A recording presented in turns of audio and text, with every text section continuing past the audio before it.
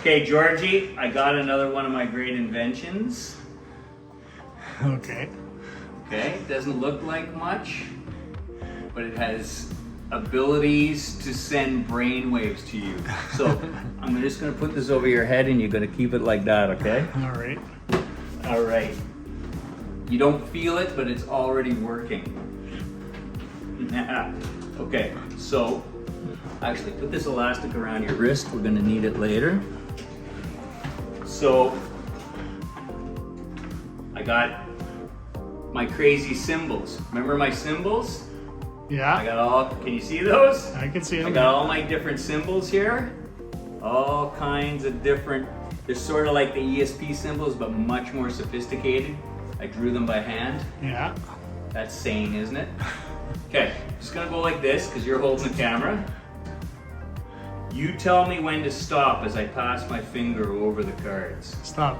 Right there? Yeah. Now if I come straight down, I land on this card. Okay. Do you want me to go one more forward or one back? One more back. Here? Yeah. Okay, so that one. Okay? That's your card. Right there. Okay. Watch. My psychic abilities. That card will never switch. I can express my psychic abilities with origami. I know it just looks like a napkin. This is a low budget show. Okay. I'm gonna show you what I predicted. So, You do the the shape of the energy is coming from your brain into mine, and it's influencing my origami. Okay? Don't worry, it gets better. Just like that. Just like so. Almost looks like a swan. But it's not a swan, George. It's far more important because this is science. Okay? So now I'm going to tear down here, just like so. Like that. Okay. Like that. Like that. Okay. And actually, we'll keep that piece with your card, okay? Look what I've produced. Get ready for the big ta-da. Come on, open up there. Look at this. nice big circle. Because I knew you were gonna choose a circle. Okay? Are you filming? Yes, sir. Now for the big reveal. It's a star. Oh, it's a star. So that means I had this kind of wrong. I should have been more like, Starish. just let me do some metallurgy here. Like that. Bend that, like that, like that. There. There you go. Better? Yeah, much better.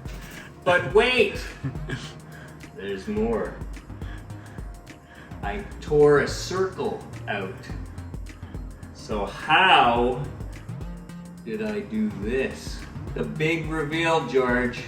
Get ready to have your socks knocked off. It's a star. Look at that. It's a star. Bravo. I know what you're thinking. This is all cheating. Remember the rubber band on your wrist? That's right.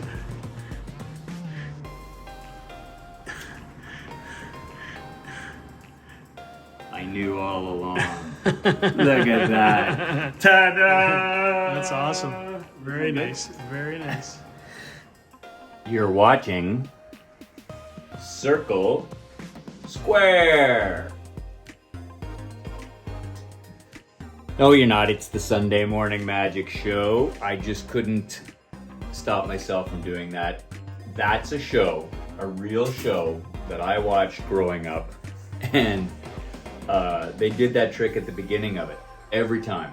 And I used to tune in just to see that because there was so frickin' little magic on TV. Welcome back to the show. So of course, I have the newer version. I don't even know it's newer, where you go circle to a star, and I couldn't resist. I have a Joker trick later on. It's pretty good, overhead shot with a bit of a storyline voiceover. But first, the opening trick is another routine I'm looking for help on. So I got great response from the knife through the fork and the eyeball gag. Every time I perform it, I get a great response, but there's nothing to it. It's got no beginning, it kind of has a middle, and I didn't have an end, so I just went with the keep the eye on the spoon thing, and it worked out great. But I'm trying to see if I could turn it into something more. You know, maybe knife through the jacket, or I saw one of those Spanish guys doing cool stuff with the balancing floating spoon, or I mean, obviously you could do spoon bending and fork bending or something. Anyway, I'm trying to put a routine together, and one of my favorite tricks of all time you saw earlier is Starkle, Dan Harlan. And that's the napkin tear, which you can do anywhere. Now, I, of course, use it in many different ways to do the old I was wrong, now I'm right gag. But what I'd really like to do is to put that friggin' great napkin trick into this other napkin trick and make a routine. So I am big time open to any suggestions with spoons, forks, knives, napkins. And I want to kind of keep it organic like that. Anyway, so let's have a look at this week's Joker trick, and then I'll meet you right back here. Okay, everybody knows the Jokers come in pairs, but did you know that's because they're siblings? And often they get separated when they're orphaned from their family, the deck of cards. Now, these Jokers went out in the wild world to seek out other Jokers for companionship, but I've trained these two Jokers to help reunite the siblings. So, let's mix them up, just like in the real world. These two working Jokers, I'll turn them face down, they're going to help reunite these 4 different pairs that have been separated. So watch closely. 2 and 2, 2 and 2, 2 and 2, and 2 and 2. Now, these 2 working Jokers, 1 and 2, will meet with the 2 disparaging Jokers, and they'll ask questions, follow up clues, look for leads. One's on the top, one's on the bottom. A little bit of magic, and hoping for a pairing. Let's see that again. 2 disparaging Jokers, 1 working Joker represented here on top and 1 on the bottom. A little bit of magic, and another pairing. Again, 2 disparaging Jokers go between the 2 working Jokers. The 2 working Jokers get to the business of reuniting, work their magic, and a pairing. One last time. Watch closely. 1 working Joker on top, 2 disparaging Jokers in the middle, and 1 working Joker on the bottom. A little bit of magic, and a new pairing. Let's see how they did. I've got faith in these 2 working Jokers. They're very talented. Hey, look at that. Siblings reunited. 1, 2, 3, and 4. Fantastic. All right, we're back. Hope you enjoyed that. I'm going to make a tutorial and tack it on to next week's show. If you want to learn the trick, a lot of you might know it. It's basically the old Jokers reuniting couples thing. It's usually a king and a queen. So I'll teach it that way, so you don't have to customize Jokers like I did. I like it.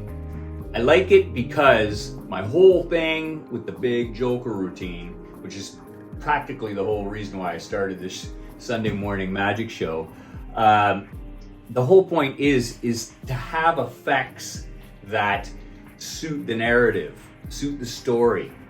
Not just things the Jokers can do, but suit the orphan Joker narrative. That's what I'm really going for. Now, as you see me string some effects together, I'll start putting up, 2 or 3 effects in a row together. You'll kind of get a better idea of what I'm trying to go for, and that way I can glean some more advice out of you. Got some great advice lately, though. Keep it coming. As opinionated as possible. That's a big thing for me. Most people like to avoid being too opinionated online, but I find it helpful. So yeah, there'll be a tutorial for that next week if you want to learn it. Does anybody know the name of this thing? This is one of my favorite friggin' gimmicks. You know, where you tell folks the hook is going to hook onto the elastic, and then, it's got a lot of pull, and then you give it to them and they can't hook it on. It is such a great friggin' puzzle trick conversation thing. I mean, it's really good, especially if you're doing walkabout. Anyway, I like this thing so much that I'm gonna probably get another one and add it in with the big contest that's coming up down the line, where I'm gonna have you guys vote on your top, your 1 to 10 voting on ranking. There's the word, ranking. Your 1 to 10 ranking on which Joker tricks you like and feel fit best into my routine. That's going to be for the big contest. As for last week's contest, you're probably looking for a winner. You know what? I didn't get nearly as many entrants as I thought I would. And it wasn't difficult to enter. I mean, some people entered right away. Super easy. You enjoy watching my version of Mr. Danger by Tenyo, which I think is a pretty decent video. It moves along. It's a little unique, not particularly, but I added a little something to it, and all you had to do was, anyway, you know that. I didn't get as many entrants as I expected. So I know my show is not well known, so is that the problem? Or did people just not want that particular Tenyo trick? Because maybe they already got it. So if you want to enter the contest, but you've already got Mr. Danger, or that's not your pick, just go on to Penguin's site, look at the different Tenyo tricks, and to be fair, pick one in the range, plus or minus $5-10 in the same price range as Mr. Danger, and just post that that's the one you'd rather have, and boom, you're in the contest. And we'll pick the names next week. So Arthur, my Chihuahua, is telling me I'm yapping too much. Thanks for tuning in. We will see you next week. Peace.